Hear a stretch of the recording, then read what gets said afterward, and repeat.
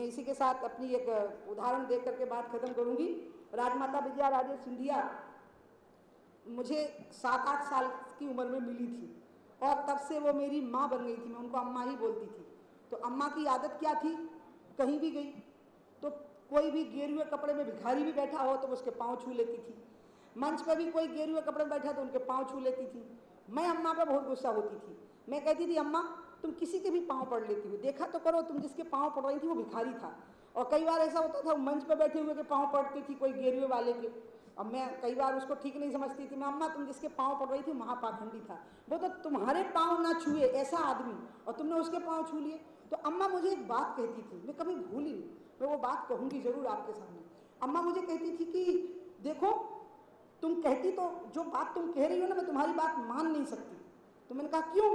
तो कहने लगी, देखो जिसने गेरुए कपड़े पहने ना उसके जीवन में कभी तो दिव्यता का भाव आया होगा, कभी तो आया होगा ना, तो वो भाव कहीं ना कहीं अंतर्निहित होगा। तो मैं तो उस भाव को प्रणाम करती हूँ, बाकी चीज़ों से मुझे मतलब नहीं होता है, कभी तो उसके जीवन में वो भाव आया होगा।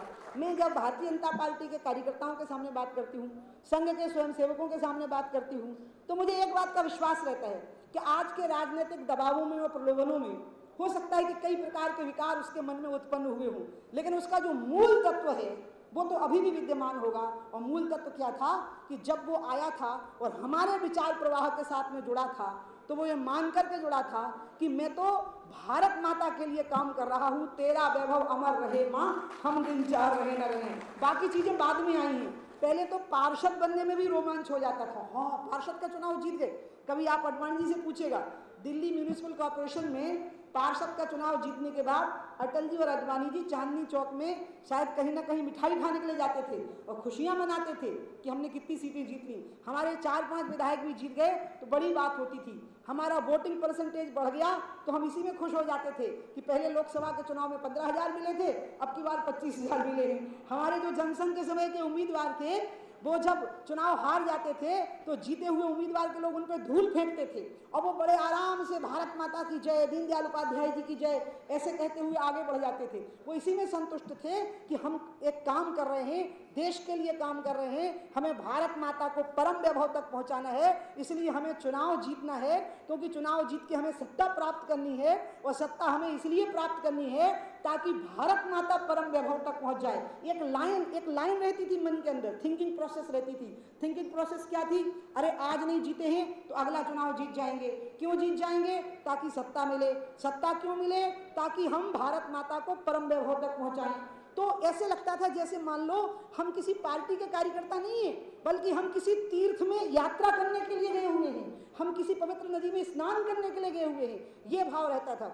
ये भाव मुझे मालूम है अब हमारी प्रदेशों में सरकारें हैं, 10-10, 15-15 साल तक चलने वाली सरकारें हैं। हमने केंद्र में सरकार बनाई है।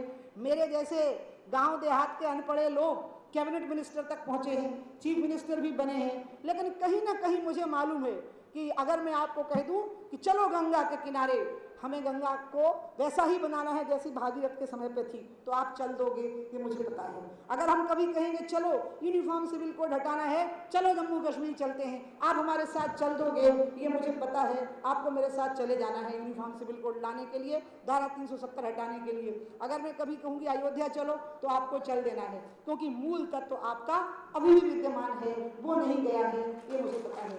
और इसलिए जब हम पंडित जी को याद करते हैं तो हम सिर्फ औपचारिकताओं के लिए याद नहीं करते हैं। नया युग है, नए चैलेंजेस हैं, इकोनॉमिक फ्रंट के चैलेंजेस हैं, और इकोनॉमिक फ्रंट के चैलेंजेस को स्वीकार करने के लिए, उनका मुकाबला करने के लिए हम बिल्कुल समर्थ हैं, कोई कमी नहीं। ना धरती में, ना धरती के नीचे, ना नदियों में, ना पहाड़ों में, ना हमारे दिमाग में, ना भुजाओं में, कहीं कमी नहीं है। हमारी बुद्धि बहुत है, हमारी शरीर की शक्ति बहुत है, हमारी धरती की उर्वरा शक्ति बहुत है, हमारे यहाँ विभिन्न प्रकार के मौसम की फसलें बहुत हैं, हमारे पास नदियों के विभिन्न प्रकार के जल हैं, हमारे पास कोयला है, तांबा है, सोना है, चांदी है, हीरे हैं, बहुत हैं। गोंडवाना लैंड कॉन्सेप्ट का सबसे बड़ा हिस्सा भारत के ही पास में है। हमारे पास में सब कुछ है। अगर कमी है तो सिर्फ एक चीज़ की, हमारे पास जो नेता हैं वो चमड़ी से भारत के हैं, जिनके हाथ में सत्ता के सूत्र हैं, या वो लोग जिनके पास में डिसीजन करने के सूत्र हैं, बस वही गड़बड़ है कि वो चमड़ी से भारतीय हैं लेकिन अंदर से भारत के प्रति उनको विश्वास नहीं है, उनके अंदर आत्मविश्वास का अभाव है। आप विश्वास के धनी लोगों के हाथ में एक बार फिर से सत्ता कभी सौंप करके देखिएगा, जब उनके हाथ में आएगी तो आप देखिएगा। अटल बिहारी वाजपेयी ने उसकी एक झलक दिखाई थी, अब बड़ा सिनेमा हम लोग उसके बाद में आपको दिखाएंगे। इन्हीं शब्दों के साथ मैं पंडित जी को उनके जन्मदिन पर बहुत बहुत प्रणाम करती हूँ। पंडित जी हैं नहीं, कई लोग ऐसे होते हैं जो जिंदा होते हैं लेकिन वो नहीं होने के बराबर होते हैं, और कई लोग ऐसे होते हैं कि वो नहीं होते हैं लेकिन फिर भी वो होते हैं, वो जीवित होते हैं। पंडित जी उन्हीं लोगों में से हैं जो शरीर से भले ही ना हो लेकिन उनकी विचारधारा का तत्व विद्यमान है, और आज भी जो एकात्म मानववाद है वो भविष्य का दर्शन है, ऐसी मैं घोषणा कर सकती हूँ। इन्हीं शब्दों के साथ मैं संजय चतुर्वेदी जी को, जिन्होंने ये गोष्ठी का आयोजन किया, और हमारे महेंद्र पांडे जी को बहुत बहुत बधाई देती हूँ इतने सुंदर कार्यक्रम के आयोजन के लिए, और अपनी बात को समाप्त करती हूँ। आपने मेरी बात बड़े धीरज के साथ में सुनी है, इसके लिए आपको बहुत बहुत धन्यवाद देती हूँ। बोलिए भारत माता की।